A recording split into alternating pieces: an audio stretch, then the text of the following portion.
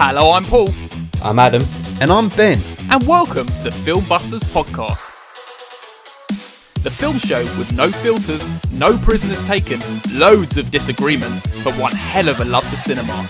If you want to hear three friends ridiculing each other for an hour or so regarding their taste in films, then you have come to the right place. In each episode, one of the team picks a film for us to discuss. It could be anything from a recent cinema release to an all-time classic. So, strap in and get ready to get mad or get vindicated as we guide you through the murky world of being a film geek. If you like what you hear, you can also find us on Twitter and Instagram using @FilmbustersPod. You can also find each of our individual accounts. I'm at Filmbusters Paul. I'm at Filmbusters Adam. And I'm at Filmbusters Ben. If you want to use your eyes instead of your ears, you can also visit the website at filmbusterspod.co.uk. And if busting makes you feel good, you can also support us at patreon.com/filmbusters for exclusive content. Or shoot over and get some groovy merchandise at society6.com/filmbusters. Alright, can we just get on with this now, please? Filmbusters. Hello everyone and welcome to a very beautiful episode of Filmbusters. Have we changed from lovely to beautiful? I can say whatever the fuck I want.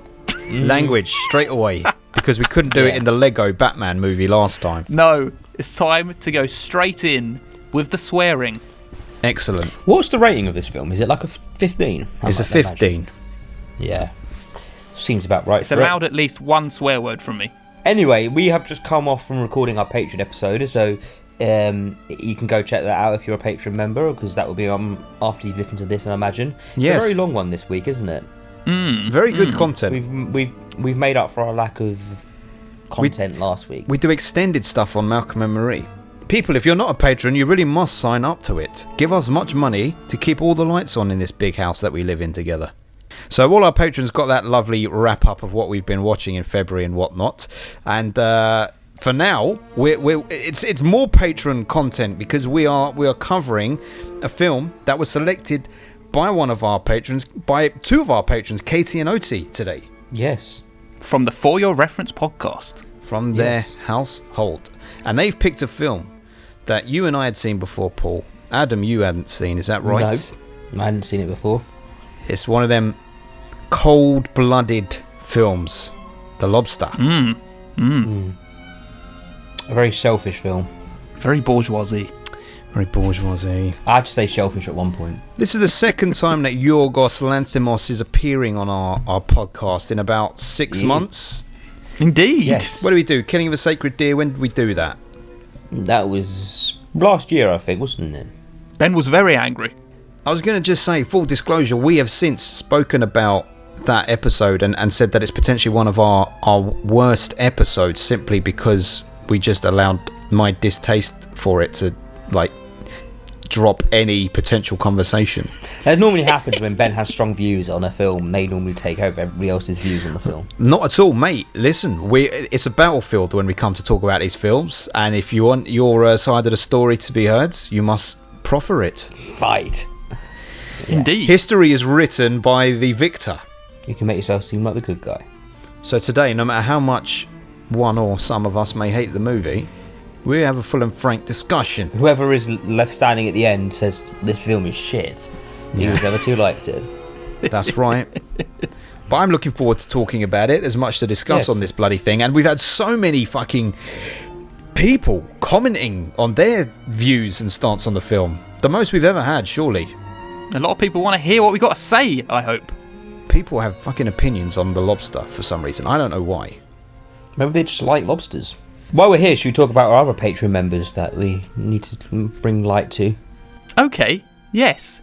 If you would like to become a patron, you can go to www.patreon.com/filmbusters and you could join our ranks. We have Katie and Oti from the For Your Reference podcast. We do. We have birthday boy, his birthday week boy, Jamie Russell.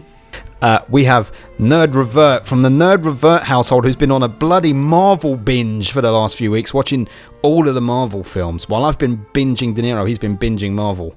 I know which one of us is the winner there. There's no winner. There's no winner, no. In Ben's eyes. De Niro was like Thanos when he clicked his fingers. De Niro hit a point in his career where he was like, I'm going to destroy everything. Bang. And then he went on to make 20 years worth of shit films. That's a very good anecdote. I liked it. Thanks. And lastly, we have Julio from the Contrarians. Yeah, boy. Right, do you want to go straight into the quiz? Are we just going to not hang around? We're just going to go straight into the quiz? Yeah, I feel like we need to get this flowing. Let's keep this energy going. Yeah. That's a good rhyme there. Let's keep this energy going. If someone hasn't listened to this podcast before, we do a quiz every episode. I'm the quiz master. I ask Adam and Ben 2 questions. If they get it right, they get a point. If they don't get it right, I get the point. Right now, Ben, you're on 8. Adam, you're on 9. I'm on 4. Oh shit, I'm winning. Adam's still winning. Boy. Well, let's have a look, see what happens. Shall I go for the first question? Please. Here we go. What animal did John C. Reilly's character want to be? A parrot. Well done. Damn, man. Yes! It's very fresh in his mind, I'm sure. I watched it yesterday, so it should be. I couldn't remember that. Who was the other? The other guy, Ben Whishaw. What did I don't remember what He didn't want to be one because he knew he wanted to be in a relationship. Right. So he didn't even say if I'm going to be one, this is what I want to be. No. Yeah, Paddington Bear didn't say he wanted to be a bear. He turned into Paddington. Well, yeah, he did. How ironic. Yeah, that's true. Well done. Well done. Adam, you're on 10. You got on double digits. I know. First one here. Or do I get a little badge or something for it? You get a RuPaul's Drag Race badge. Do I get a quote? Can nice. Can you give us another RuPaul quote? If you don't love yourself, how the hell are you going to love somebody else? Can I get an amen? Amen. Thanks, boys. The best one is congratulations. I'm sorry, my dear, you are up for elimination. Just do it. The rest You of can this do a episode, soundboard. just a soundboard. soundboard. Hey, I love it. Paul, Shantae, you stay. Adam, sachet away. Aww. I know, sorry. Come on, that's that. Next question, please. Next question. Are you ready? Fingers on voice boxes. What you got, biatch? The cast member, named Nosebleed Woman's Best Friend, runs out of time finding a partner. Have you got? Are you up to date? Yep. Do you know what's going on at the moment? Yep. Yeah. On her final day, she is asked what her final thing she would like to do is. What Watch was Stand it? By Me. Oh my Well god! done, Adam. I wrote that note down as well, but I Yes. I knew it was. I knew Ben would get it, so I thought I'm gonna have to just jump in here Just and say get it. this point. Because if he finishes the question, Ben will get it. I couldn't get it out of my fucking voice box. I was going to say Yes, Lost 'cause Boys you were too I knew busy it was pushing I it. knew it was a bunch of guys, young guys from like the 80s or 90s. Stand By Me. Fantastic. Look at Adam. He's flying. Shit. Adam is firing. He's on 11. I can take next week off now, can't I? I can still be in the lead Yeah, regardless. it's true. You could. That is how you lose every year, Adam, because you think, I can take it off now. I can go on holiday. You have to always be on guard, ready for the questions. I was getting ready to say Shetland pony because I thought you were going to say what animal did she Shetland turn pony. into. So I was getting ready to say that, and then you said the film, and I was like, oh, what was it? I would not have taken horse. I would have taken Shetland pony. Yeah, she picked Shetland pony, and that she became the Shetland pony. She did. That's what she wanted. Yes, We are talking spoilers about the film already. that's okay because we are Big about spoiler. to spoil the fuck out of the film. Yes. Shall we go Spoilers. into the main event? Let's discuss the main event. Elizabeth, give the nice man a kiss. He's a friend of mine. The last thing I want right now is a kiss from a silly little girl.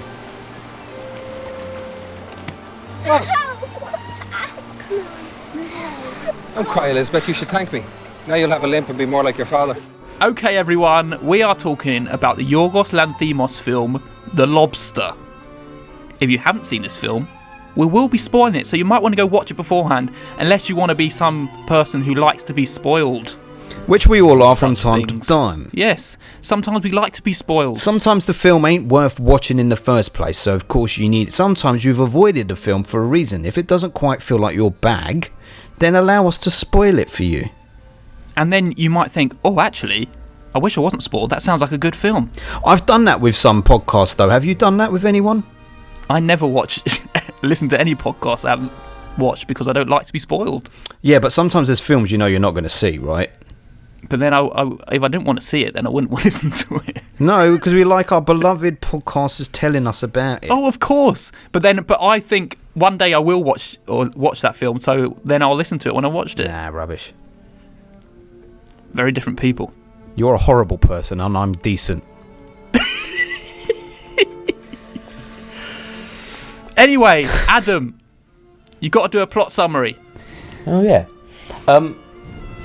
So this film is about a society where if you're single, you have to find love within a certain amount of days, or you get turned into an animal.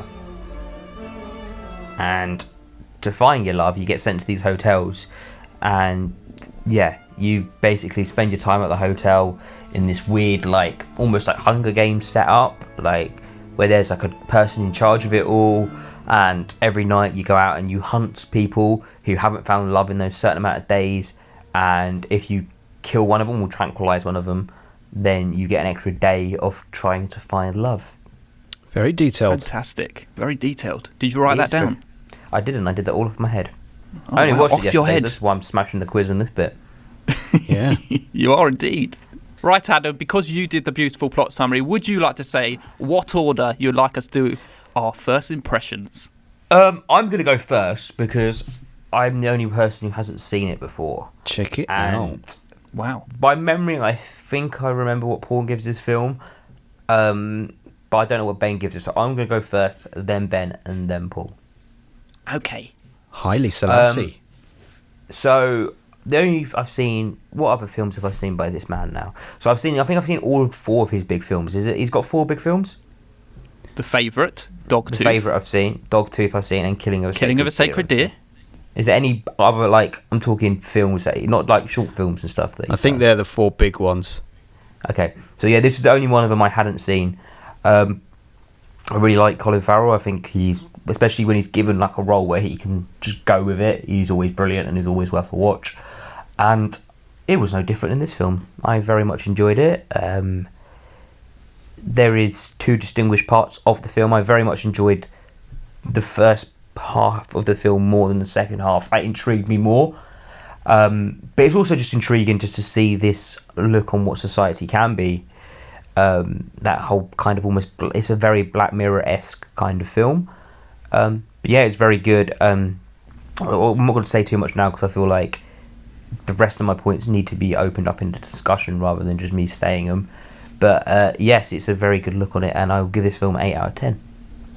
Wow. 8 out of 10, eh? Look at that. Well, I agree that the first half is better than the second half.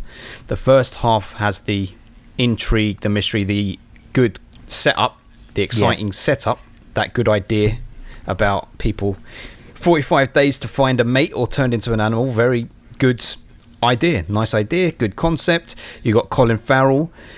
Good performance, but the trouble is, and I said this in the Killing of a Sacred Deer episode, Colin Farrell's performance is so robotic and emotionless in Killing of a Sacred Deer, but so is everyone else in the cast. It was horrible and unwatchable. But in this film, it felt like it made a bit more sense because he was meant to be awkward. He was meant to not quite fit in with society. He struggled to find a mate, so it makes sense that he's a little bit awkward and says things in a peculiar way. And I enjoy watching him in this film, but every other character pretty much is insufferable because they are that robotic character, particularly in the second half. Once he gets into the wilderness, I lose all confidence in the story and the performances pretty much. There's a couple of moments that work okay, but it feels like a good setup is squandered with that second half. But there's interesting ideas, it's an interesting style. I just wish it had all taken place in that hotel with those initial characters we met, rather than the characters that we then have to go on the journey with once we get out into the wilderness. Colin Farrell, very good. There's a good streak of dark humour running through it, but a good idea gives way to just nothing by the end. But I'm going to look forward to discussing it with both of you. And my feelings on it on this rewatch are exactly the same as the first time I watched it, which is that it's a 7 out of 10, and I will never be watching it again after this. Okay. Yeah, I feel like before Paul goes on, I just want to say, like, I feel like what you said with the second part is good. It's like I feel like the first part needed to be the 8% of the film, and the second half of the film should have been the last 20 minutes to round it off. Yeah, that would have been a lot more intriguing, rather than kind of two almost equal parts, wasn't it? Definitely. It's like a play where they change the set halfway through, and after the interval you come back and you're like, oh, but I wanted to keep watching it in that setting. Now you've made it here, and you've introduced these characters who are quite unlikable. Not as good.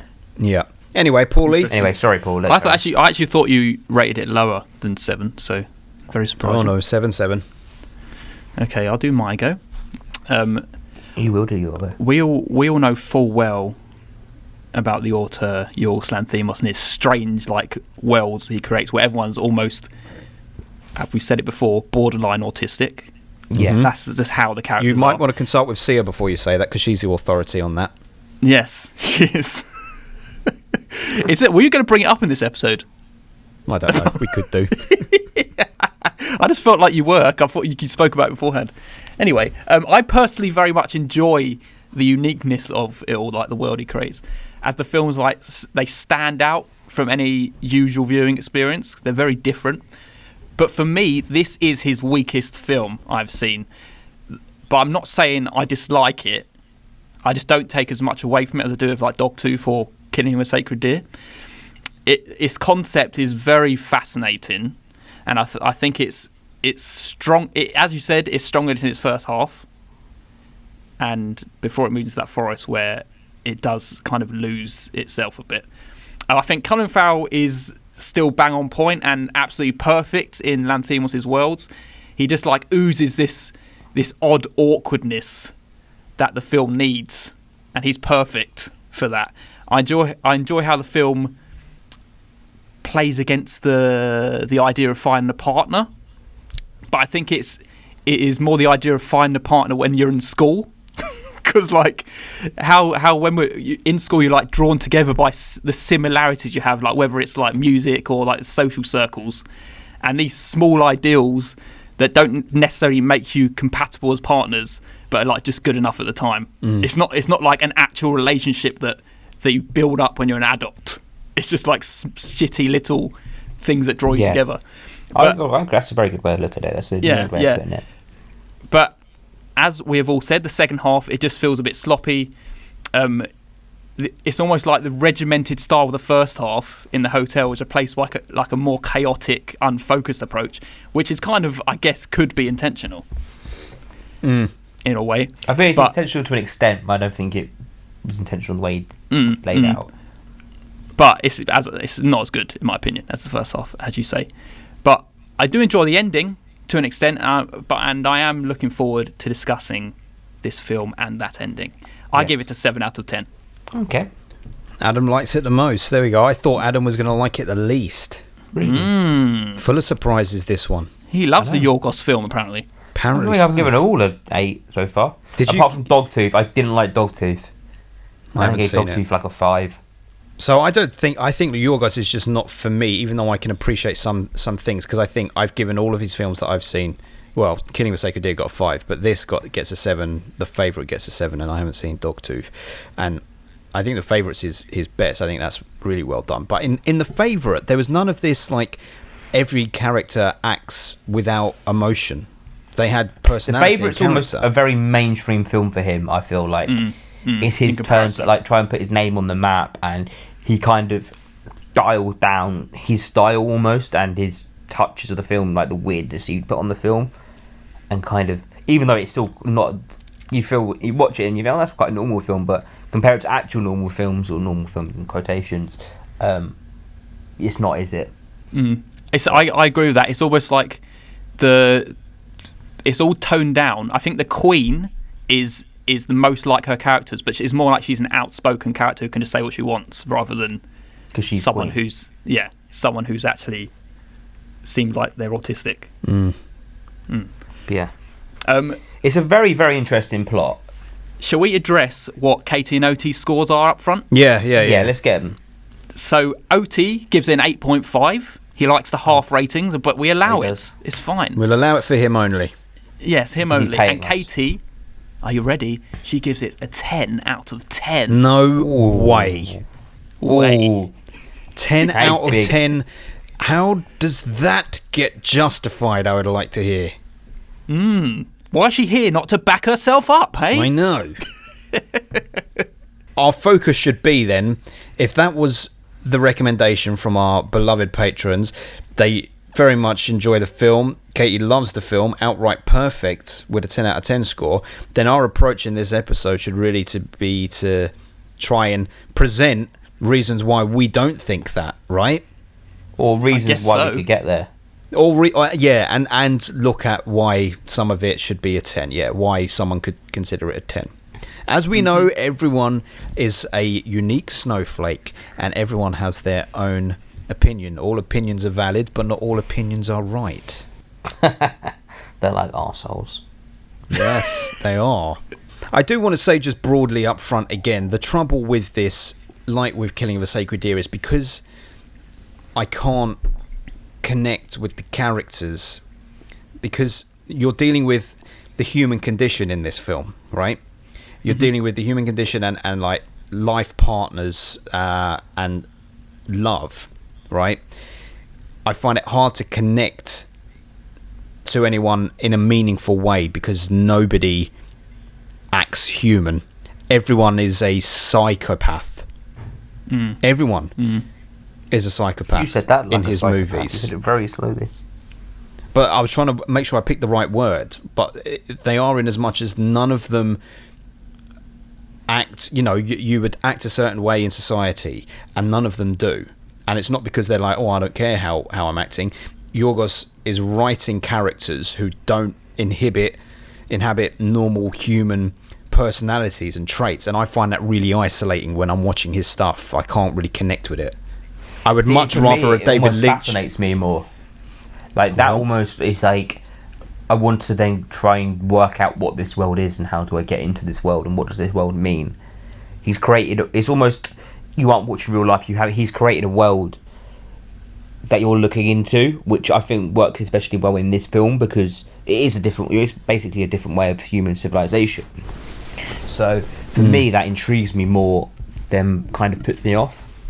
Yeah, I could get that. It's probably like what you're about to say. I think you're about to say it in the David Lynch kind of world. None of his characters speak. Well, what I was going to say is in David Lynch's world, his characters are not all the same. Some of them are very over the top and flamboyant. Some of them are very weird. Some of them are very human, normal, and it's the right mix. Whereas in this, everyone is like dead behind the eyes, monotone. Yeah. And because everyone is that way, it takes away from how good Colin Farrell is in that central performance as someone who can't connect with people.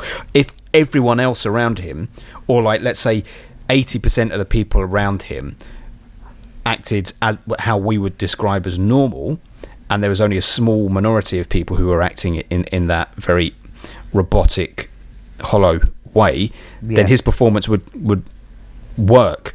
But because he's just surrounded by people who are performing like that, it's like you're not unique enough then for me. Your experience isn't special enough. It's not singing enough. When you meet Ben Wishaw's character, okay, he's a bit odd. Same as Colin Farrell, and then you meet John C. Reilly's character, and John C. Reilly's character has a bit of life to him. He's one of the few characters in the film who actually has some life to him, but he's short shrift. And then the young girl that Colin Farrell approaches and asks to dance, she immediately has that dead behind the eyes thing as well, and it's like, oh man, I wish you hadn't done that with all of the characters. It would have been much more interesting. The only other girl I can think of is the one who's the girl from Extras, the one who's in the Ricky Gervais shows. What's her name? The one who kills herself, throws herself out the window. Yeah, but I mean, even she had a bit of life about her, but even then, she didn't. I don't think. No, it's what I mean. Even she didn't.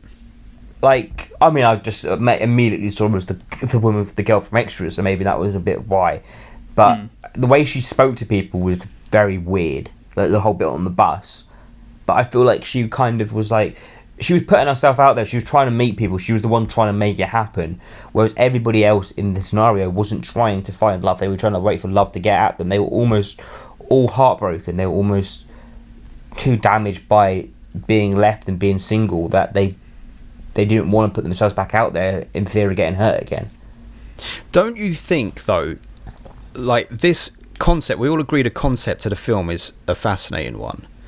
Yeah. Don't you think it would have been much more fascinating if all the humans in it were like in a normal Black Mirror, episode. Human. It's normal people in a crazy circumstance. Because if you were a human in that situation and you've got 45 days to find love, you wouldn't hang around at all. You go out and try and, well, you probably end up trying to shag everything in there, just try and connect some way with somebody. No, but that's the interesting thing is they've actually got to try and form a connection, and I mean, you could say that. You could say if they were all normal people, they would all just go, oh, well, we don't want to be turned into animals, but then that sort of does away with the fantastical element of the plot. I think it would have been more interesting if we had human, relatable characters. Like, imagine John David Washington and Zendaya in this film as singletons. And they've got to make their needing to relationship match worse, up. else they're going to get turned into a dog.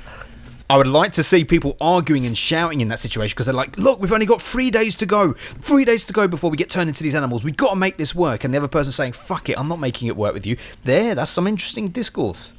I think the thing that makes it work is this base level understanding of what a relationship is, and that is you need to have something in common.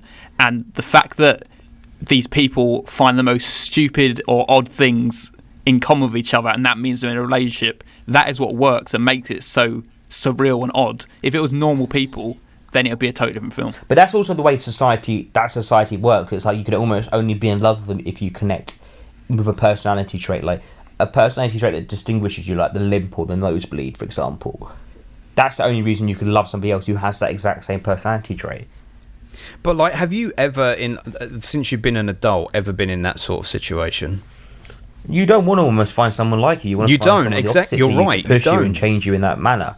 Yeah. In my opinion. The last thing I would want is to find someone like me. If you find someone like yourself, you almost settle, then you almost sit back into your lifestyle. Well, you drive each other fucking nuts, is what you do. Also that. See, this is what I mean about it feeling like the relationship stance from being in like school, because you almost get in a couple because, oh, you're both in the chess club or something. Oh, you're both in the with the cool kids. You both listen to rock music. You always have to find something in common, but that's a common interest, not a common nosebleed. But you find each other through a commonality, rather than just finding each other. Yeah. But really, the reason they're doing that is because they're being told by these like authorities in the hotel, like whoever runs this hotel, says to them, like, you have to, basically says you have to pick an animal similar to you, essentially. Wolf and a penguin can't live together, you must pick an animal similar to you. So it's almost cut, as soon as they get into that hotel, they're told you have to find people that you have something in common with. So the rules are in place immediately on them. You have to find and see someone else. And that's where all the interesting stuff is. All the interesting stuff is happening in that hotel from well, to be fair, on. I was just thinking about this as you were speaking then. It's like, that was very interesting. You see the setup of it. But for me, the bit that intrigued me the most, I'm going to skip ahead now, is the second part of the film, when they storm the hotel and they go into the room with Olivia Colman and her husband. And they almost try and make them prove their love to each other. Like, how much does this person actually mean to you?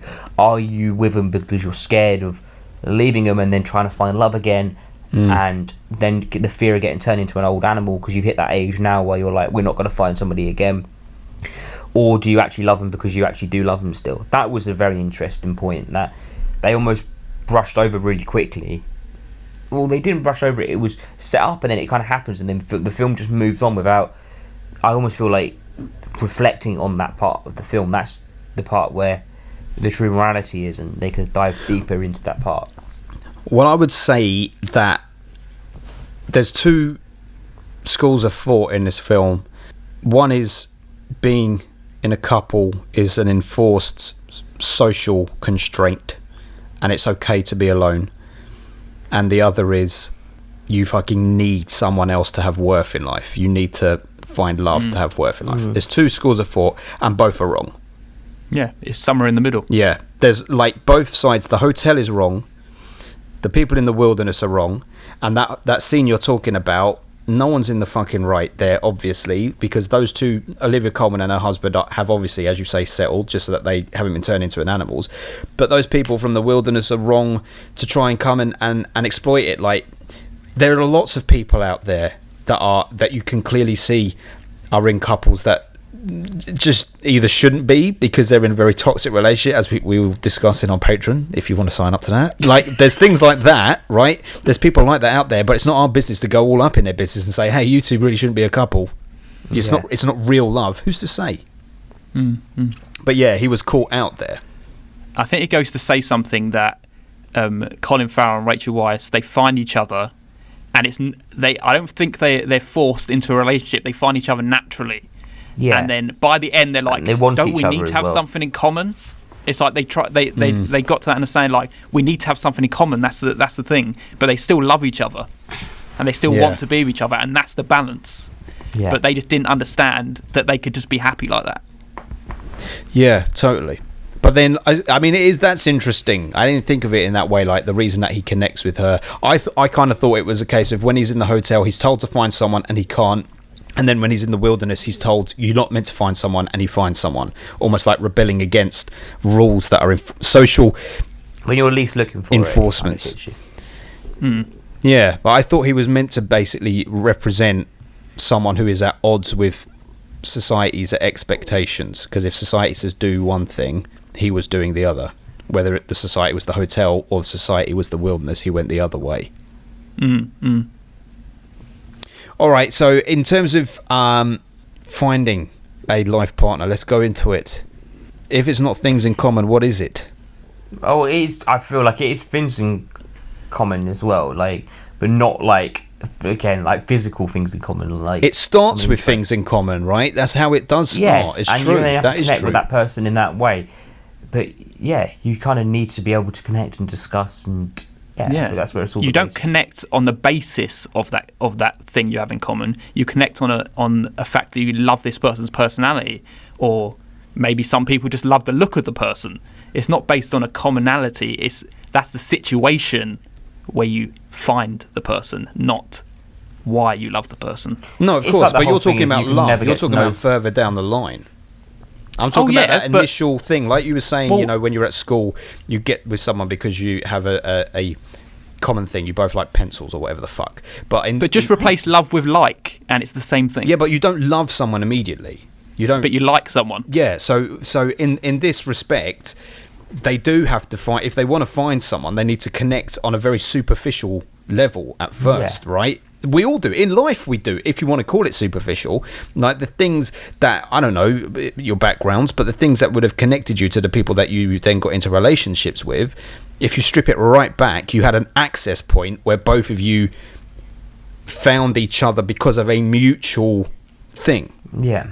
Whether that was I guess so, film or music, or even like you both fucking picked up the same sandwich and made a comment about it. I don't know. Or even if you just met somebody like at a party, for example, and you started talking. The commonality is the party. Well, not the commonality of the party, but you talk to them and then you discuss enough stuff, and then there'll be one point where you discuss, and then they come back to you with a point, and then that is your common interest, and that's where you build the foundation of your relationship off that moment, that connection on that subject. Yeah. I think the key is the thing that doesn't work in this film for those people are the fact that they have to fake their commonalities. So Ben Whishaw has to fake the nosebleed. Yeah. Colin Farrell has to fake being a cruel and heartless bastard, and faking it to be with someone doesn't work. Yeah. Whereas when he finds Rachel Weisz out in the wilderness and they both are short-sighted, it's a genuine thing that they have in common, which excites them and then gets them in deeper with each other. But if, like, Colin Farrell had to fake that he was short-sighted, they never would have got deep in the first place because it never would have been genuine. Yeah. Yeah. And I like what it says about people faking it, because people are so fucking terrified to be alone that they will fake their emotions mainly in a situation and say, I don't really feel this way. I would rather be with you and lie about liking something or forgiving something than be alone. That is very true. Basically, assimilate or fucking die is what this film is saying. Become part of society, become a couple, or get out of society. You're a beast. You don't deserve your place. Okay, while we're discussing this film, I don't want to jump at the end, but shall we discuss the very end? Go on. If you want to. You love to go straight to the end, Adam. Because that's almost, Skip to because the that's end. where the food for thought almost is in this film. That is where Go on then. your perception of Come on the film then. can Come on. change. Set it. Do set it you up. reckon he put his eyes out or not? Do you reckon he blinded himself? Do you reckon I he went through really with it? don't think it matters. These are the things you shouldn't get bogged down on for the the story is what matters. Whether he stabbed his eyes out at the end or not doesn't matter. Yeah, but then it's also to listen what he learned. Did he learn to find love in that natural way through somebody, like just meeting them and falling in love with them that way, or liking that person that way, without really mattering if you have the common, like the actual physical similarities? Or did he think he had to give into society and then blind himself to fall in love with that person, so their love could still be justified by society because they've got the physical same? Well, what do you think? I would like to think no. I would like to think no.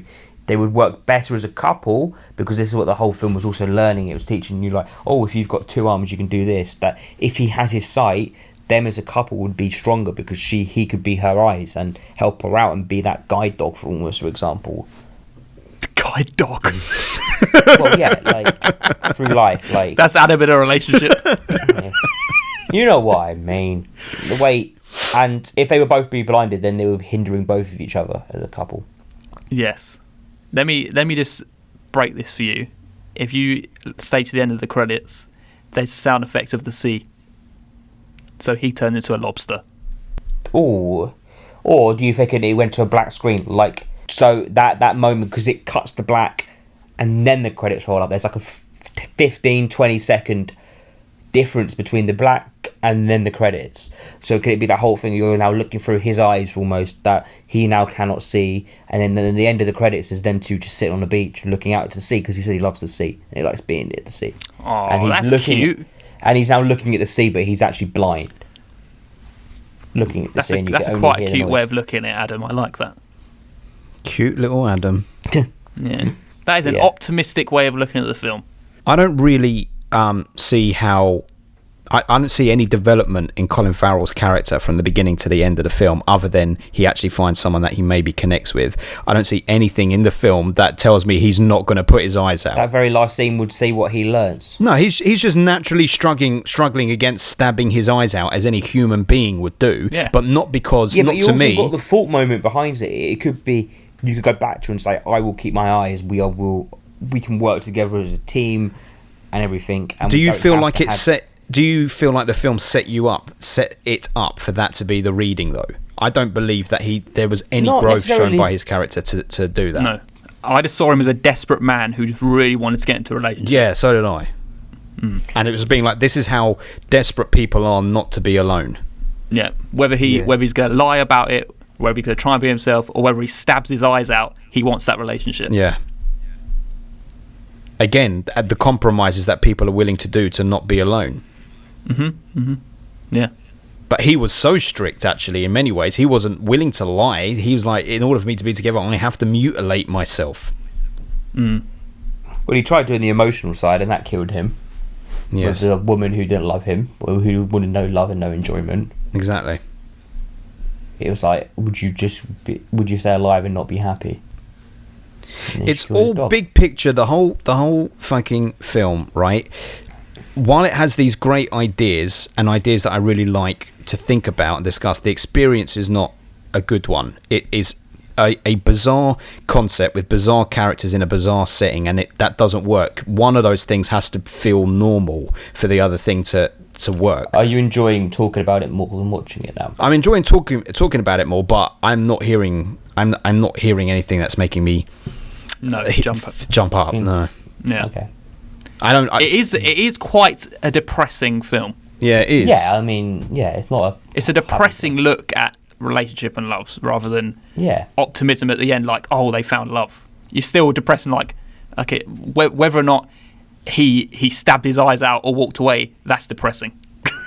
That he has to do either of those things. I wasn't saying he stabbed his eyes out and walked away. He could have then gone back to her and said, we got stronger if we don't do this. He's not that kind of person. No, he's not, is he? He has no emotional intelligence to even say that. He could have had a whole character arc happen in those 2 seconds of cinema that you're not actually seeing than he did in the whole 2 hours of the film that you did see. See, this is the thing. I couldn't care. Like, Adam, you obviously are seeing it, right? But I can't, because his acting and style of acting in the whole film, all the characters are so cold. I can't see how they can have human emotional thought to get to the point where he says, actually, I don't need to stab my eyes out because we can love despite that. If you'd shown me his character was a bit more human, then maybe I could believe that. But that's why I didn't like the film. I need my characters to be human.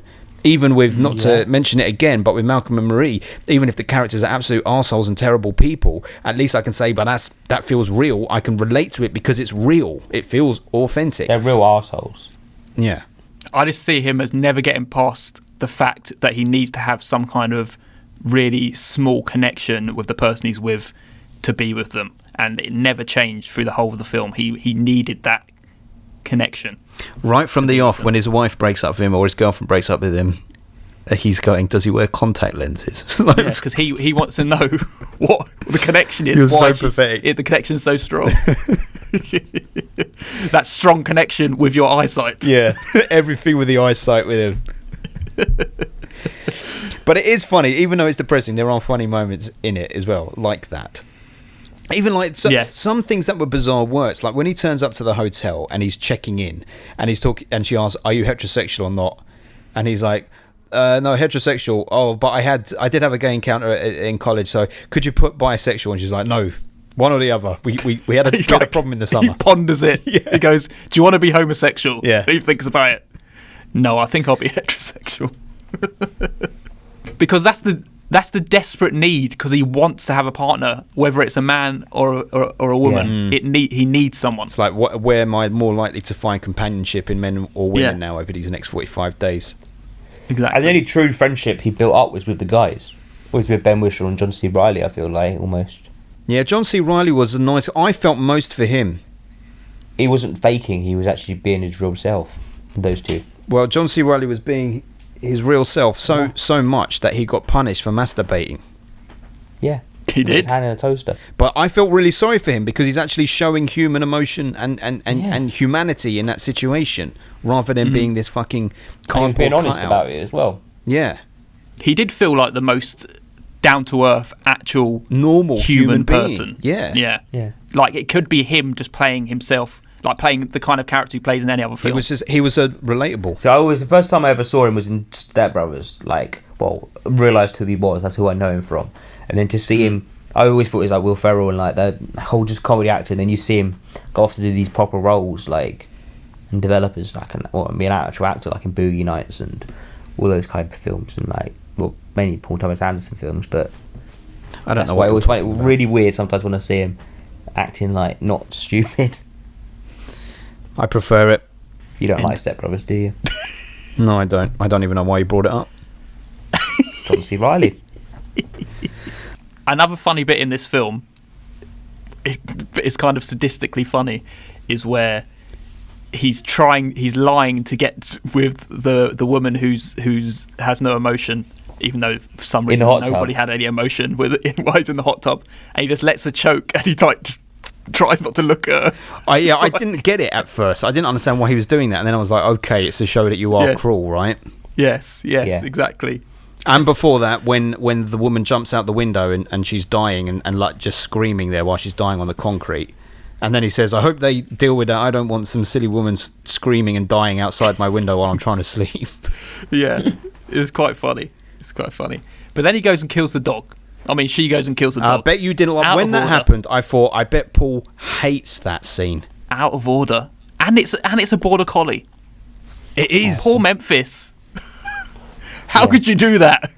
If that had been a cat, right? If they'd done that with a cat, I would have said they've gone too far, because that wouldn't have been right to see. But rightly or wrongly, They didn't show you it was kill a the cat. dog. They didn't show him the dog. They showed the dog smashed up, mate. When? Adam was looking at his phone. Adam all didn't the even see blood. I it. saw all the blood on her leg. They showed The the dog, mate. They dead. showed the dog. I did not remember that at all. Yeah. You would have rated this film down, mate. Yeah. I probably would have done, yeah. And I thought, what a bitch when that happened. Yeah, it's when he goes into the bathroom. It's the dog's in the bathroom, and he's like trying to hold it himself, like keep himself together. Oh, when he goes to wash his face. Yeah. Oh, Don't act like you saw What? the Yeah, dog Adam's now, acting because like you he clearly suddenly didn't. saw it now. Why would that prompt I think your I might have memory? seen it in the corner. Well, yeah. At the corner of the screen. It just minimised for a They second. did a big close-up on that bloody dog. They did. Massive. Sprawled out. Cruel Horrible. people. But you know, the thing that's interesting about that anyway is that it shows that, you know, in the course of life, I guess if you want to say that we can see ourselves in the characters in the course of life, we do go out with people along the way. We have to taste the bad apples to know what a good apple tastes like. So you do experience life with people who are wrong for you. Sometimes it can be because they're very cruel. Sometimes they be liars, manipulators, what have you. So him Sometimes being they kill with her and dogs. seeing that was good, huh? Sometimes they kill dogs. And they're never Sometimes good people. They're the really bad ones. they are. Serial killer stuff, innit? She deserved to die. Let's bring up the funniest part of the film. Oh yes. What was the funniest part of the film, Adam? What, when he kicks a little girl? Yes. The clip everyone heard as we came into this, right? Yes. The funniest clip was the one you heard just before we started our review, and it's when Colin Farrell kicks the little girl in the shin. And what does he say, Ben? He said, because the man, Ben Whishaw says, go and give the man a cuddle. He's an old friend of Daddy's. And he said, the last thing that I want is a kiss from a silly little girl. He kicks her in the shin. And he goes, now you got a limp like your dad. Yeah. You got something in common. God, I like that. Very good.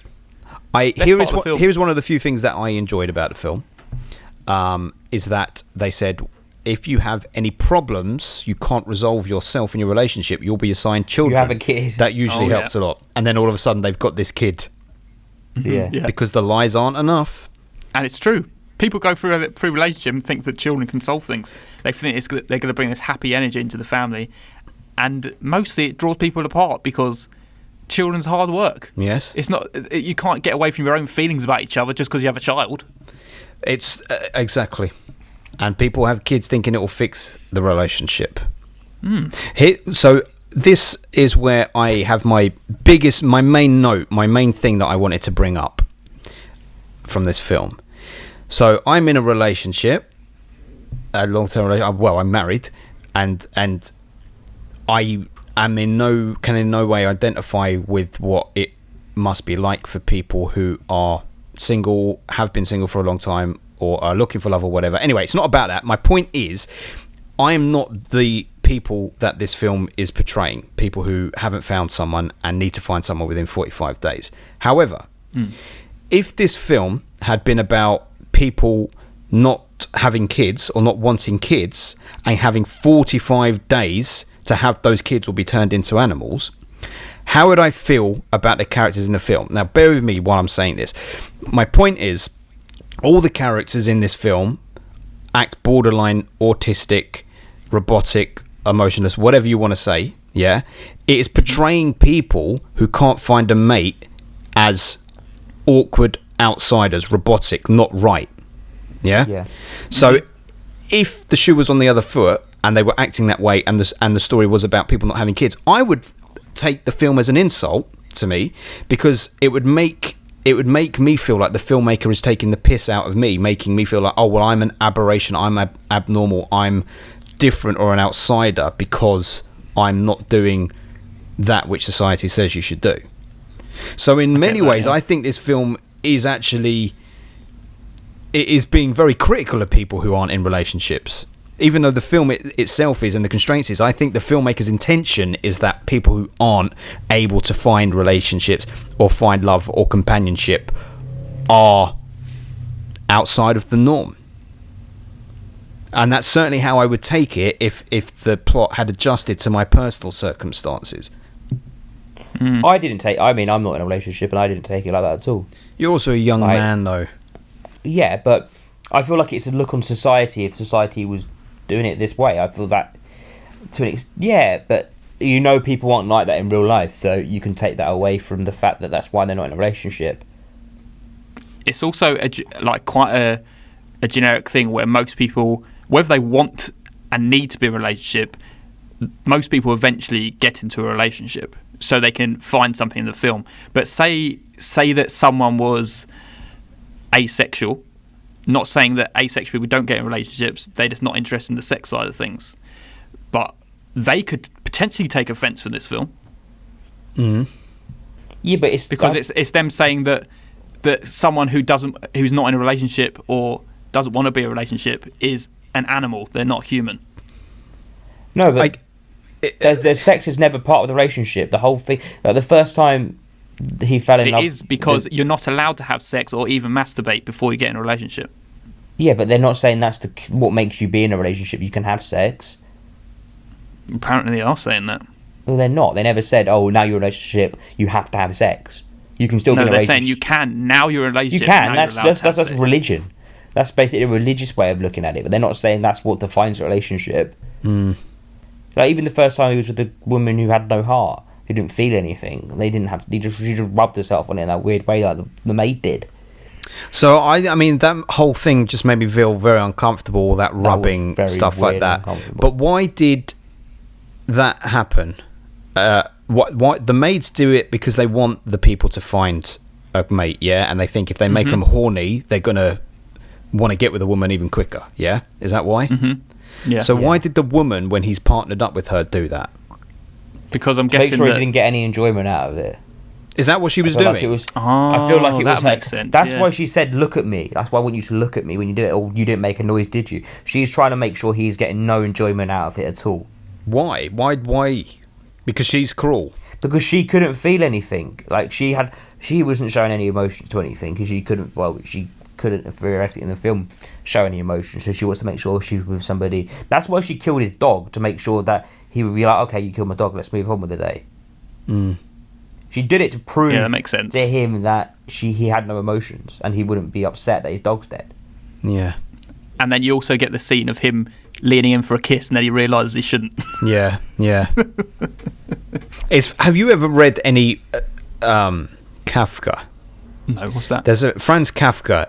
He writes these stories about people, normally nameless people, that are like thrown into a situation with like these nameless, faceless organizations who keep sending them on like from pillar to post to do things, and it feels like people are getting nowhere and that nothing is making sense. And I've read this book called The Castle ages ago, and it reminded me of this film a lot. Okay. What was it? So what was the general idea of the film? I mean, the book. Sorry. It's a guy gets assigned to do like map ordnance of these castle grounds. He's assigned to this place for like 3 months, and he needs an appointment with someone in the castle, and he keeps turning up to the castle, and he's been told, no, you need to come back tomorrow, he's busy today. And this goes on, and then he finally gets in, and then he's told, oh no, you need to go into this room. And the confusion and the sort of like sense of alienation that he feels in this in the story is what it felt like Colin Farrell was going through in this. And like in that Kafka book, the main character is pretty emotionless. It's like this weird shit is happening to him all around, but he just takes it in stride. There's no like real acceptance of the fact that the whole fucking situation is weird. That's the trouble, like, because the film has a good concept, a good idea, it loses that by being too cold and distant about everything. I would rather have had the characters really grappling with this idea and like rallying against the injustice that we only have 45 days, rather than, yeah, well, we've got 45 days and then we're going to be turned into an animal. That's I agree with that completely, because with something like, so the difference between this and like Killing with a Sacred Deer, Killing with a Sacred Deer had this like ominous presence of this strange guy who's following the family and like almost like ruining their lives. Yeah. Whereas I actually felt like there's danger. Where in this, I was like, they seem to like they don't really mind whatever happens. Yeah. There was that resistance trying to stand up against it, wasn't there? They didn't really stand up against anything. They were trying to prove to the people at the top that you're exactly the same boats as us. Like, yeah, only the people out in the wilderness though. Yeah, that's what I meant. They're the guys in the second half of the film, maybe the resistance or what you're going to call it. But I don't think they even leaned into that much. They did this whole elaborate setup, broke into the room, and then made him pretend to shoot her, and then they just cut away, and then that was it. That's there what I'm saying. no, They like, could have fallout leaned on from that storyline, all that those thoughts a bit more, and gone down. Yeah. That. After those two had the lovely singing on the stage, it turns out that it was yes. all a facade. Yes. He was really into his singing. He was a proper lounge room singer. He was wonderful. I was very entertained by his He singing. was. He had a very great And this voice. is also where that really cringe moment is, which I'd forgotten, is that Colin Farrell gets up and the first person he approaches to mate up with is this young fucking girl who's like 18. I know. I was like, oh, I know. mate, cringe. Come and on, man. the fact of the matter is, this film, I don't know when this film came out, but it was, well, I can't remember the year. It's like But- 2015, I think. Yeah, 2015. And now, in the past couple of years, this girl plays a young girl in End of the Fucking World. End of the fucking world, yeah. Yeah, and it's like, how young is she? I know. I had to check because I thought she was she's 29 in 23 or real something. life. Yeah, she was 23 at Yeah, that yeah, point. She just looks very young. Yeah. Wow. I loved that her friend fucking slapped her up when she was like, "You're still my best friend, and I'll write to you." And she just gets fucking bitch slapped. Like, fuck you, man. You sold out. You fucking Just sold rubbing out. it in. Yeah. Leave me with Stand By Me. You fuck off with that silly bleeding nose prick. Do you like Ben Whishaw or anything? You know, I don't think I like him. Yeah, I don't get much from him. I like him. He's okay in like the Bond films. No, even in the Bond films, he's too intentionally geeky. Yeah, exactly. But he's not a replacement for the actual Q from the old films. I would rather Richard Ayoade played every Ben Whishaw role, and that would work much better for Oh, me. I like that. That's a good. I mean, like Richard that, Ayoade could play nearly every role and it would be Richard better. Ayoade. If Richard Ayoade was Paddington, I'd give that film 10. That would be an interesting Paddington. I'd like that. What, like in when he is in Soul? Yeah, He's exactly. more entertaining in that. Give me a marmalade sandwich. Richard Ayoade could have played the Ben Whishaw role in this. Why don't you get bored, and next time you get bored, you could get the whole of Paddington and delete all the vocals and replace it with loads of Richard Ayoade Oh, stuff. don't tempt me, stuff he's baby. done. Lockdown's been going on for And a long you- while. And you could recreate all the lines with Richard Ayoade saying the lines. Because, like, if you watch, like, 48-Hour Travel Man, I'm pretty sure you could find nearly every word in that. You'd find a marmalade sandwich in there. It's very possible. I'll just give up my day job. You could just message him saying, can you just give me a voice note of you saying marmalade sandwich and I'm recasting you as Paddington? Yeah. I'll voice him. It's To be fine. fair, though, if you start messing Yeah, with Paul can Paddington, do it. you probably will get disowned on film Twitter because they seem to love that film. They do. Yeah, I know. So, you know, like, all of that, everything that I'm saying aside, like, if the story had just contained itself and continued in that hotel, it would have been interesting enough to endure. But because, like, even though I have a few problems with it, it was still kind of entertaining, all the weirdness of what was going on. But then when it shifts tone and he ends up out in the wilderness, it's like, now we're going real slow and real boring. Yeah, it did drag that bit. Because then it went from everything, all the ideas that it had set up, and it shifted and it became of, okay, now despite everything they've gone through, we're going to show you how it is possible now to find love outside of these systems, which I can get behind the message of that. Like, outside of enforced systems, you can find the true you. true love. Or true love, yeah, without it being forced, of course. But they did it in such a boring way. A whole hour with it all. And Rachel Weisz, I like her, but she was not entertaining. She was not gripping at all. It's because she's got that monotonous voice as well. Yeah, She's her not- narration was killing me, man. Yeah, she's not even putting their personality into the narration. No. So how you want to approach this? We can't just say we all thought it was shit. I thought it was decent. There was enough good points in it to take away. I enjoyed the first half of the film to enjoy the film. I don't know if it's a film I'll go back and watch, but yeah. How do you feel about the fact that they're not allowed to kiss, so they slash their, what they call it, the red kiss, and the red intercourse? That's do. What was What do that? you mean? That's if they kiss. That's why they slash their mouths. Oh, right, yeah. Yeah, but they kissed at the bit where what do you call it? When her parents were singing. I know. Yeah, but because they were that meant was to be a putting on a it was facade. a facade. Yes. Oh. That's why they were getting so ballsy with the kissing in front of the parents, Oh, okay. because she had to pretend that she was a normal, well-adjusted person. Oh, yes, that makes sense. And that's when she stood up and said, "There's too much. That you're putting too much into it." And that's when she realizes that they actually did like each other. So basically, the way I viewed that was the opposite. So in life, there's people in couples, and they're like, "Oh, I feel so sorry for you. You should be in a couple too. You should be in a couple too." So that's like the hotel side of things, and then the wilderness side of things. The French leader, I don't know what her name was, of that like She's in James resistance in the Bond as well. wilderness. isn't She was called Lonely Leader or something in the credits. Whatever she was called, she's like the jealous singleton who is like, well, if I'm alone, you've all got to be too. I don't want you in a relationship. It was two extremes. The hotel extreme was entertaining to watch. The wilderness extreme wasn't. The bottom line is, fucking just do what you want to do, be who you want to be, and you'll find the right person for you. Exactly. Don't compromise and don't stab out your eye. Yeah, which was good. I do think they were trying to go for that, finding a relationship in the middle of these two alternate ideals. Yeah. But then by the end, it was more like they're reverting back to what they think they should be like, where they have to have a similarity. So it almost doesn't pay that message off. That's what I mean. Like, Adam is saying maybe he doesn't do it, and like at some point, shouldn't they have had a conversation towards the end, whether it was her or him, and just said, you don't have to do this. We can be together despite it. If that had happened, I wouldn't have rated the movie any higher, but I would have liked it a bit more, because it'd be like, wow, finally humanity growth. Yeah. There wasn't any growth. No. I think this says something that we're more interested in talking about the hotel stuff than the stuff in the forest. Well, just because the once we get to the forest, essentially we're looking at a kind of quite conventional story of like two it's pretty people straightforward. who want to be together but against the elements. Yeah. Which But is it's why still- it's a little bit more generic than what the situation was in the hotel.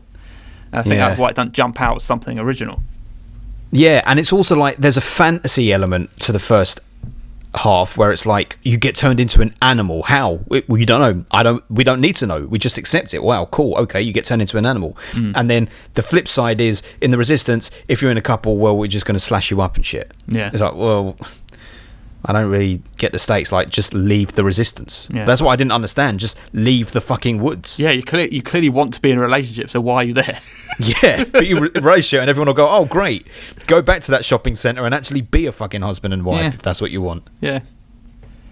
And one thing I did like about the forest is that the fact that you see these really tropical animals just in the background. Like you saw a camel, you saw like a flamingo, you saw like a peacock. They're just walking in the background. I quite enjoyed that. Yeah. There is stuff to enjoy. Like I like when they first turn up to that person's parents' house and he's like enjoying his lies about, oh, I love my wife, our 4 kids. Wish we had more time for them, more than work. All of that shit. And enjoy the parents as well, who obviously their connection was they both play guitar. Oh yeah, I didn't even think about that. Yeah, of course. What a stupid fucking world it is. We laugh about it, but I'm sure if you objectively looked at all of our lives, it'd also be like, oh, look at the fact that you two bond just over that. I'm just trying to think if there's something big that me and Zoe connect over. Not even that, because Zoe made me love Disney. I grew to like what she liked. Yeah. Well, it's just there's initial things that you have in common, like whether liking films or liking music or whatever, but then you find your roots grow from there, and then your roots become intertwined. You to new stuff. Yes, indeed. Do you understand why he picks the lobster? Like he says a bunch of reasons, but I still don't see those as good reasons. They live forever, don't they? No, they live for over 100 years, but like, why would you want to? Well, I'd see it as a very matter-of-fact answer, just like he is. He wants it's very like an educational idea of what he wants to be, rather than he wants to enjoy himself. It's like I want to find a relationship still, even when I want to get turned into an animal. True. I would be a monkey. Why? I guess I would be a dolphin then. Adam would be a dog. Yeah, he would be a dirty dog. Dogs always go into it, and then she did say it, but if I had to pick another one, I'd pick a dolphin. Oh, of course you would.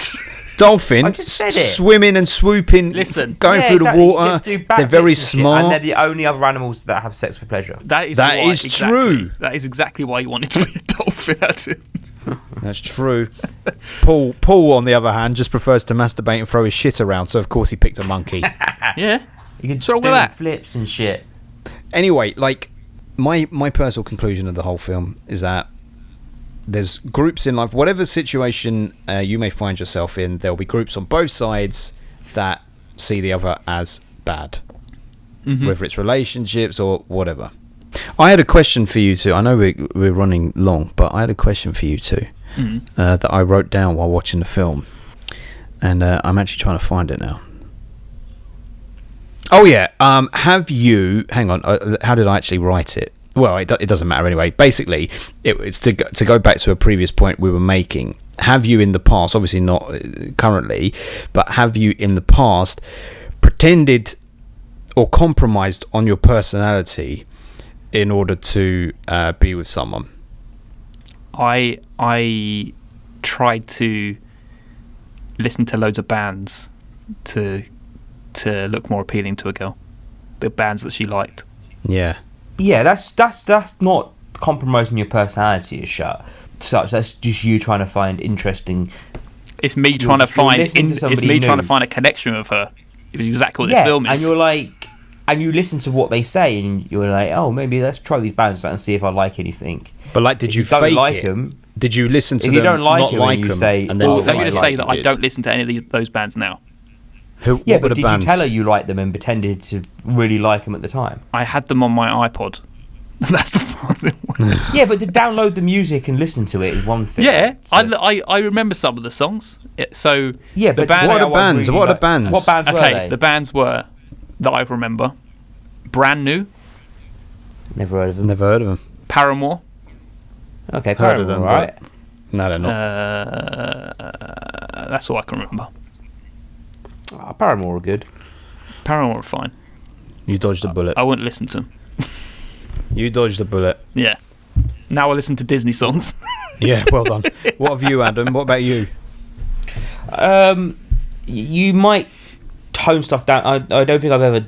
It depends what you say, but like you start to tone stuff down, and then you realise once you get to stages, you can turn stuff back up again, like in your personality, don't you? So that's interesting. That's a slightly you always different. become. I always temper feel like I aside of become yourself. Myself towards the end, but then there's some stuff you might withhold for a bit if you're thinking, okay, let's not go that way yet. Like, let's just keep it. You almost keep a more neutral view, and then you start to turn yourself up a bit. Yeah, because I feel like everyone does that, though, don't they? Yeah, I mean that's of course. Because some people who come at you with their full personality straight away, you're like, that is too much. These are the worst people. That's why I hate extroverts. Because they let it all out. But then after a while, though, away. you can say, "Oh, I didn't like that person," but they just, and then eventually, over time, you get used to their personality. But if they came at you and dialed up their personality with you as you got to know them, you would like them a lot more. But because they come at you full force, yeah, they're a bit off-putting, but you do eventually like them over time. They're not a bad person. It's just like that's a bit much for now. Calm it down. It's 7 a.m. I wish that the characters in this film had turned their fucking personalities up. That's the trouble. How can you dial down a personality that you don't have, Adam? Oh, what an attack! Ooh. That's terrible, boy. I'm out of here. That is one shot, man. That is a shot to the heart. Yeah. Listen, Adam, I love you. You know I didn't mean that. He's gone. Oh, he's gone. He's just pressed mute. Okay, well, anyway, what is your thing, Ben? I don't know that I have one. I thought it was an interesting question to bring up. You like to keep cards close to your chest, don't you? No, because I just have some questions to see what answers you boys have. Oh. I think that if I'd ever done anything, it would have probably been similar to you, and I think there was one particularly alternative girl at early sixth form that I was with for like a week. And during that week, I presented myself. Well, I did something that I certainly don't do in the rest of my life, but I did it around that time to try and show that I was quite alternative and a bit goth. But I'm not going to bring it up on the podcast. Did you dye your hair jet black and wear a nose piercing?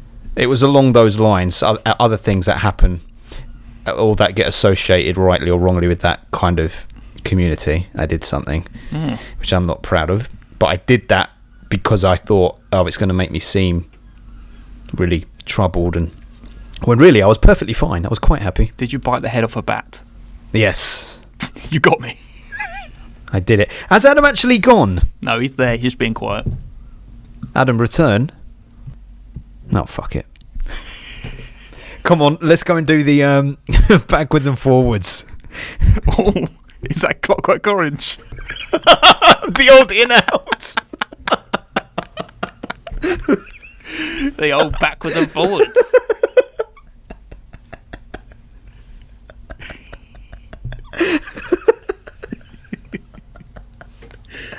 Oh, shit. Tears.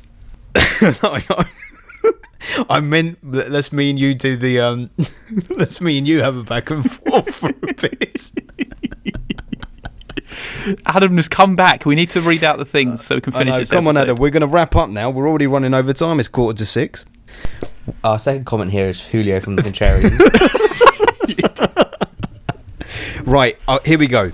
Let's do it. Ready? Right, I think we've come to the natural end of that conversation. Thank you, OT and Katie, for the suggestion. It was very lovely. We enjoyed chatting about it. I just brought the lovely back then, Adam. Why didn't you say anything? Yeah. Huh? I brought lovely back. For one time only, one night only. You didn't, did have you didn't Lovely want to back. applaud me. I've moved on. I'm not talking to you. I'm ignoring everything you say. Okay. Very Look sorry. at this. I Very sorry hate to that be I in the hurt middle of feelings. this argument between the two of them. Ben, can you tell Paul hello? Paul Hello. Adams says hello. Anyway, let's move on to our Twitter followers' reviews on Lobster. And we had a shitload. My we had God. so many. Too many. You people got too much to say about the Lobster, so we're going to just fly through these. There's far too many. Go ahead. First of all, we got Jamie Russell, our beautiful patron. He said, really enjoyed it. The opening was quite startling, and the film tries to keep you off step at regular intervals, and I appreciated that. Darkly humorous too. I laughed at stuff that I probably should not have. We never discussed the opening scene. That was clearly the woman shooting her partner, right? The donkey. Yeah, but hang on. Yeah. Why? So I'm not sure that's true. So I'm glad that Jamie brought that up because we should have spoken about that. Why would, if that was Maybe his wife it or was partner, somebody he wouldn't have turned she into an animal? loved who didn't accept her love and then ran out of time and turned into the donkey before she got to fall in love with him or something. So I got the impression that it was a couple because there was another donkey there, right? there was two who donkeys, immediately so- walked over to the Yeah. donkey that got shot, and it was almost like he'd found love as an animal. And then the other donkey clearly was like Love on the walked other over side. to it. Love on the other side, and the woman couldn't deal with it. Oh, I don't know. Who knows? He Anyway. says he laughed at stuff he probably shouldn't have. We all laughed at Yeah, it too, we all Jamie. laughed. You Don't know worry. you loved that little girl getting kicked in the shin. Fucking loved it. I was rolling in the aisle. I actually replayed it 3 times. I rewound it and played it 3 times. You laughed like you did with the back and forth. Exactly. Oh, yes. Next up, we have Julio from the Contrarians. He said he loved the first half, not so crazy about the second half, but the ending is great. That's a pretty much good summary of putting it maybe for me, Contrarians. I wouldn't maybe say- the ending was that. great, Yeah, I wouldn't say great. but the ending was It was good. thought-provoking. Yeah, the ending is good. It's certainly not like a cliffhanger. If anyone thinks it's like a cliffhanger, it's kind of like not really, is it? It's nice when stuff ends ambiguously, but it was Yeah. just a fine ambiguous ending. It was fine. It lingered on her at the table far too long. I'm going to do the next 2 because the first one's so short. Wasted Potential Podcast says, phenomenal. And then Luke Human says, stakes are high from the off, and although metaphor heavy, it never patronises us, but instead revels in the ludicrous conventions to which we conform when seeking a partner. I like that as a description. Enough jet black humour to prevent it from being completely bleak. Not a great advert for relationships. Yes, indeed, I agree with all that. Very much so. Next, we have Sorry You're in My Seat podcast. They said, What a good name for a podcast. yeah, It's a very good name. I really enjoyed it. I like obscure concepts in films, and I thought Colin Farrell performed excellently. Only criticism is it could have shaved off a few minutes of runtime. Yes.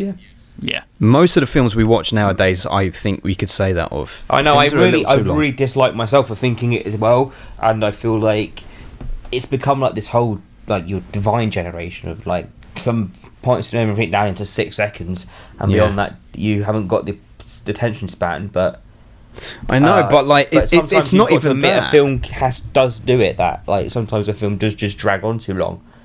Do you reckon it's also a studio thing? I think it's an indulgence by the filmmakers. Or it's like they have spent a certain amount of money on the film, so the film needs to be an X amount of runtime. I think the studios would want a shorter runtime more than anything, because I could imagine producers saying we're going to turn audiences off if they see this is 2.5 hours. We need to cut it. It needs to be tighter. The perfect length for a film is like 1:45. Studios like a short runtime so they can put more viewings in cinemas. True. Yeah, that's true. That's why Suicide Squad did so well, didn't it? Because it was like 1:40, so they could put it on like 15 times a day. Indeed. Suicide Squad did well, did it? Well, I think a lot of people went to see it. It didn't do well though. It can burn in hell. I think people went to see it because it was shit. Come on, Adam, read what brown-haired Ben said. You're brown-haired Ben. Yeah, I guess I am. You're brown, slightly grey-haired Ben now. Oh shit! That's correct. It's not grey, it's white. It's white patch. Are you going white or grey? My favourite thing about the Lobster. Okay, I'll carry on. A little white 50 pence. Are you finished interrupting me while I'm talking? Sorry. One of us is talking, we can't both be talking. Brown-haired Ben says, my favourite thing about The Lobster is how it uses the theme of failure as a comic device. Failure to find romance is represented as a failure to take part in society. Therefore, you must be punished. You are no longer worthy of being human. You must become an animal. It's great. There's a lot of love for the film so far. It's a very good breakdown of it, though. It is. Yeah. And that is true. That's the whole device. Failure to find romance is represented as a failure to take part in society, therefore you need to be punished. Yeah. It's like conform or fucking die. It's assimilate or die. That age-old tale that gets weaved through so many stories is conform or fucking die. Yeah. And although many of us think we're anti-conformists, we are all part of it. We're all conforming to the societal norms. Exactly. In capitalism. Yes. I got married as a societal norm. The meaning of life: reproduce and die. There you go. The Pretendium Compendium says wildly original and definitely worth a watch, but the effectless performance style Yorgos has his actors use is such a mixed bag for me. I loved it in The Favourite, hated it in Sacred Deer, and was pretty neutral on it here. Amen. I will agree with you. You got it. That is the same effectless views as you, isn't it? Yeah, no gooder. No gooder. Steve Price says it's so bizarre but at the same time completely engrossing. There are screenwriters that have to find just the right actors for their rhythm and words. Yorgos struck gold with Colin Farrell, I agree very much, and Rachel Weisz. Kind of agree, she's better in The Favourite. Perfect match of script, direction and performance. We agree to disagree on that one. Yeah, I agree partly. Partly, yes. Partly, but I find it very engrossing, his world that he builds though. So, yeah. Stephen Geiger here. He said, I love this film, excited to hear your thoughts. We gave him to you. Pardon? We gave them to you. We gave the thoughts. Yeah, we gave you the thoughts. What did you think? Are you still excited, Stephen Geiger? Come back for round 2 and send us some more points. Exactly. Tell us more, Geiger. 2 negative ones here, which I think look like the only negative ones out of all these people. Me and which Paul is surprising because, yes, it's one of them is okay, I see, and they said terrible movie. Straight up. And Greg F says horrible, depressing, and boring. They're not mucking around there, are they? They're not trying to stand up for anything. I think they're kind of sweeping statements, but who knows? Yeah. I mean, maybe some of it, yes. I mean, I can see people really not liking this film if you don't like the style that the That's why I'm surprised there's not more people not liking it. Yeah, I agree. That makes sense. I could see someone calling this boring. I could see that if you don't get depressing. Yes, we said that anyway. Yes. Anyway, we got our last review here, and it's Hendo from the Movie Journey podcast, friends of the podcast, and he says a very unique film with a great take on relationships and social status is told in one of the weirdest ways possible. Great performances by all involved. Everyone captured the dry wit that was trying to be achieved. While the movie is split into 2 halves, both complement each other very well, and shows that one side of the coin is just as ridiculous and insane as the other. Worth a look. Also add this to movies that do the ambiguous ending right. Well, big fan of it there. Interesting. Very big fan. But we do not agree. Well, Adam agrees, but we don't get consensus over on Film Busters. However, Katie and Oti rate it very much, so I guess overall it gets a very high ranking in the Film Busters standings. Shall we take a second and work out where it fits? Let's go have a little look. Yes. So we took a minute away there to work out what the average is, and since Katie and Oti suggested the film and the patrons, they also get to contribute their scores out of 10 to the average, which means this film gets a standalone overall score of 8.1, positioning it just below Holy Motors. What a relief. Yes. But criminally, and I think even Katie and Oti would agree, criminally, it places above Black Panther. Wow. It's interesting to see that their ratings have such a big swing, because none of us rated it higher than an 8, so the 8.1 overall. Yes. Well, it's a 10 and an 8.5, so that 10 brought it way up. They are our dear patrons, and they get influence over the whole scoreboard, so there you go. Speaking of dear patrons, let's hear what our dear patrons, the other ones, have been watching recently. Yes. And we'll throw a recommendation or two to the listeners. I'll go first straight away. Julio says, guys, I've had a bad movie watching run the past few days. Caught The Little Things before it left HBO Max, and couldn't buy Rami Malek as a sharp homicide detective. I can't buy Rami Malek in anything. He's highly annoying. Then, well, you saw my reaction to Malcolm and Marie. Yes, he didn't care for it. And for those of you who want to hear what we thought of Malcolm and Marie, you should subscribe to our Patreon, because we just talked about it for half an hour. We did. Julio also says, and I just finished 90s classic Tombstone for the first time, and it was so silly and superficial. I feel like an absolute party pooper for not liking that one in particular. We also talked about that on the Patreon. Yeah, he's basically destroying our whole Patreon episode. He is. Yeah. But also, hey, I finally got to One Night in Miami, and it was great. So there's that. One Night in Miami soothes all and fixes all. He saved himself. That patches I'd rather over you like else. One Night in Miami over Malcolm and Marie. Yes. Yeah, I'd agree with that. Next up we have here Jamie Russell. My last 4 films have been pretty damn great, I think. Anyway, he says he watched Mulholland Drive, The Lobster, Rush, and Ravenous. All great films for different reasons, but I'm going to have to give Mulholland Drive as my favourite pick out of them all. I used to think that Blue Velvet was my favourite Lynch film, but I think that has now been suppressed. Really enjoyed your podcast on it as well as a follow-up. I agree that Mulholland Drive is my favourite Lynch film. Now, I feel like I did think Blue Velvet it's was only too. Lynch film I've seen Wilder Heart is Lynch, isn't it? Yeah. But it's not. You haven't Lynch, seen though, Blue is it? Velvet? I have seen Blue Velvet. Yeah, sorry, I've just completely forgot it. Mulholland is strong.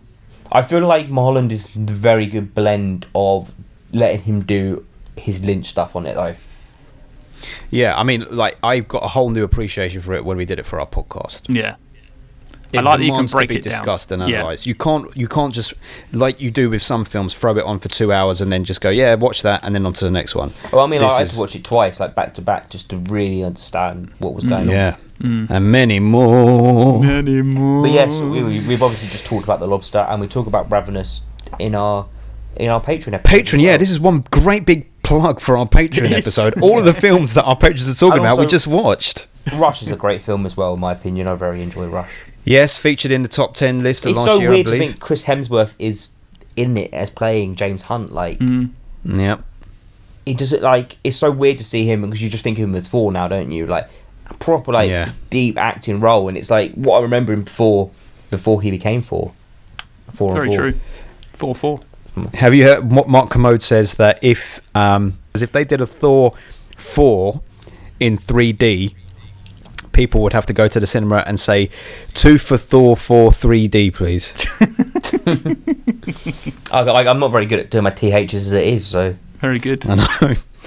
Oh. And who we got last? Lastly, we have Katie and OT from For Your Reference, and they said, White Tiger will be filed under Not Perfect, but evokes meaty discussion on social class and other human issues. Balram is multifaceted, and while his treatment towards others in similar positions to him are frustrating, his arc towards upper class is wholly satisfying. Bitey and a lot of raw. Because it's a tiger. See, I feel like that's what I felt about White Tiger. I feel like the discussion behind it was better than the film itself. Like, the film itself was okay, and again, quite forgettable for me. But I feel like there is a good subject there to be discussed. I enjoyed it. It's like a low 8 for me. A low 8. Okay, yeah. Because I saw this morning, Katie saying that, I thought, do you know what, I'm going to pop it on. So I watched it today as well. Oh, did you? Oh, shit. Yes. And I actually really enjoyed it, but I scrolled back in the chat to see when you two were talking about how you felt about it, and the only thing is that's different, Paul, is you said the last third or last 30 minutes lifted it to an 8 for you, and actually it did the opposite for me. I had it at an 8. Oh, but really? then because of how it ended, I dropped it because I thought, that kind of felt like, well, obviously it was going that way. I'd have preferred to have seen something else. I liked his experience as a driver and seeing him having to slightly compromise on his own personal ethics, and seeing him in that put upon position. I didn't really care to see him beyond that. Like once the red bag appears, I was sort of like, I know where this is going. I don't really want to see it. But I did like his performance. He was great. So what is it, ending on a 7 for you then, yeah? Yeah, 7. It was good though. Don't you feel like they could have done with a Bollywood dance at the end? So I think that was an intentional, maybe put the Same. spoiler alerts thing here, but that was intentional, right? Yeah, because it felt like it was about to happen and then it's walked away. Yeah. But then I kind of felt like cheated. No, if they'd done that would have felt too silly. And I also like there's a one line in the film where he says something like, there's no millionaires winning the lottery from the slums here. Oh, yes. It's like, take the pot shot at... And again, there we go. Well, I don't know. I don't actually see... Here, this, again, links to our patron discussion. All you people who aren't patrons are missing out on the juicy connections here. We were talking, or will talk, about the people behind the camera and the stories that they're telling on camera. I don't know if White Tiger was made by an Indian cast and crew. Do you know? I mean, it's an American film, isn't it, I think? Is it?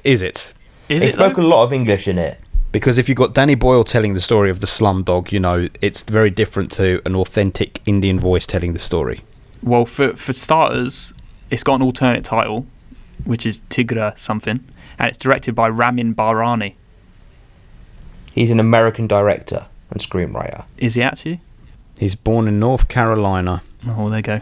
So if you want to influence what our listeners listen to, become a patron, and then you can tell everyone what to listen to, right? Lovely, yeah. Do you know where you can even tell us what to listen to and watch, and we'll even talk about it if you're lucky. We can. Do you know where you ought to go, Adam? You could go to Patreon and cross the streams, and you should never cross the streams. You should never cross the streams apart from if you're on Patreon. www.patreon.com/filmbusters. Then you can cross the streams on our Patreon channel. Before we fuck off, and obviously for those who are patrons, make sure you go and check out the end of month special, which is now live. Before we fuck off, I'm going to drop the most anticipated announcement since doing this podcast. Is this the one that you've been hiding for us for a while?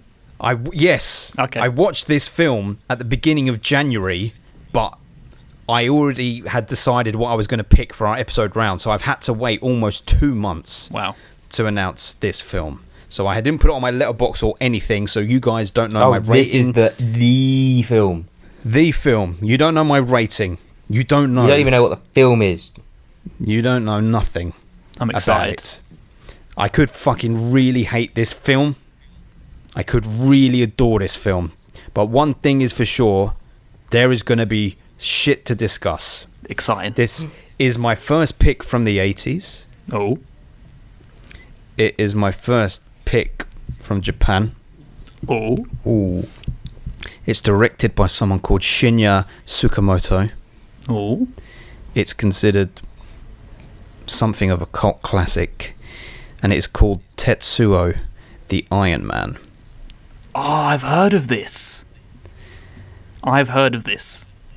All I'll tell you is it's about a man who likes to stick metal into his flesh and literally turn himself into a metal man. Adam's going to love it. I'm pretty sure Dan watched this film the other day. Dan has watched it. Whether he watched it the other day or not, I don't know, but he has watched it. Oh, he might have watched it. Yeah, he did watch it the other day. It's about a film. Yeah. It's about a film. I remember him mentioning it to me. And where can we watch this, Ben? You boys, if you have already, I'm sorry, I don't know how otherwise you can do it. You can do the free week trial on BFI Player. Oh, I haven't done that. Okay. Because it's on there. Or you Yes, well, that's the only place you can do it. Okay. It's not on Amazon Prime. The BFI player is through Amazon Prime, so either way, you just rent it for $3.49 if you can't do that. But you'll be very pleased to know, Adam, and maybe you, Paul, but considering what we've discussed, the runtime of the film is 67 minutes. Wow! Ooh. So our episode will probably end up being longer than the film, but that's okay. So we will report back here for duty next week to talk about Tetsuo the Iron Man. I'm excited. Yeah. I look forward to hearing what you think. But until then, listen to the Patreon, subscribe to the Patreon, or we'll see you next week. Or all of those things. Or all of those things! All of those things. Oh, can I just say something? Sorry. Before we go, that the music in The Lobster sounded a lot like the Wii music. Boop, ba-doop, boop. But like in a different chord and a different pitch. It was the same chord pattern and the same notes. Those strings were super annoying. I actually made a note that her narration and those strings were trying too hard to make it all seem really serious and severe. I hated it. Anyway, that's all I wanted to say. Goodbye. Peace out. A-Town. Take it away, Paul. Ah, well. Lobster.